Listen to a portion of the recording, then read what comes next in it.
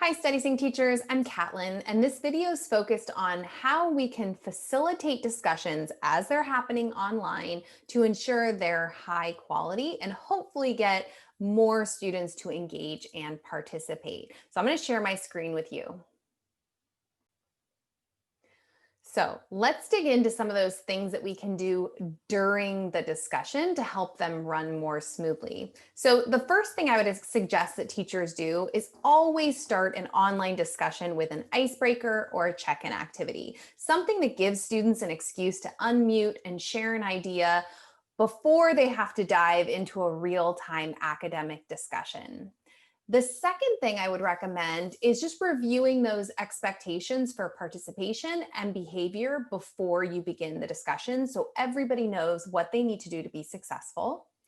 The third is to just project that one discussion question at a time and also build in a little routine where you present the question, you pause and give students a chance to consider it before we dive into the discussion. So we'll talk about that.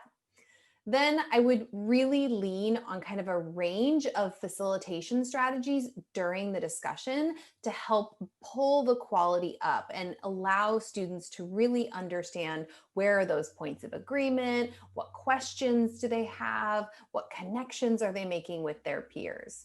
So let's start with the first suggestion, which is to start your online discussion. So when we're using video conferencing and we want to engage students in that speaking and listening practice, let's start with an icebreaker question. So it could be something as simple as would you rather, right? Kids love a good would you rather game. Would you rather eat pizza or tacos? Would you rather be hot or cold? Anything fun, and you can be as quirky as you want with these questions. Students typically really enjoy answering them. And just take a moment to allow each student to unmute and share their response to the would you rather question. Another strategy I really love comes from Brene Brown, who begins her Zoom meetings with what she calls a two-word check-in. So it's just two words that describe how you're feeling today, and they could be totally different words, right? I could be excited and I could be tired. I could be sad and I could be overwhelmed. So allowing kids the space to share how they're feeling is a nice way to check in and honor where they're at. And then also thinking about maybe using a high-low format. So asking each student to share one high from the week or the unit and one low, something that's tough, something that's challenging, and just letting them kind of break the ice that way. I also think it's important to just review those expectations for participation and behavior. I don't think we can make assumptions and assume students know how to be successful in this space. So if we want to make sure that everybody unmutes at least once in the discussion to participate, we want to make that really clear that that's the expectation.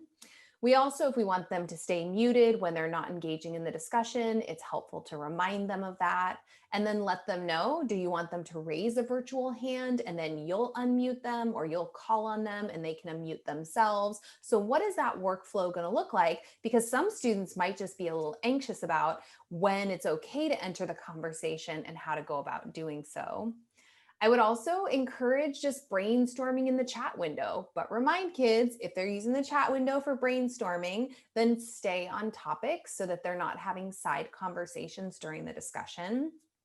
I always remind kids, don't criticize the person, critique the content, and make sure to back up your ideas with information or evidence from the text so it doesn't come off as just your opinion, but it's backed up by something.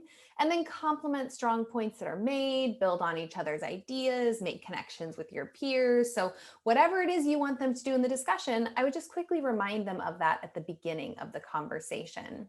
Then, as we went over in the previous video about preparing for online discussions, I would have one discussion question on each slide of a slide deck that you can project. So I have my questions here on a Google slide deck. So I'm going to present one question.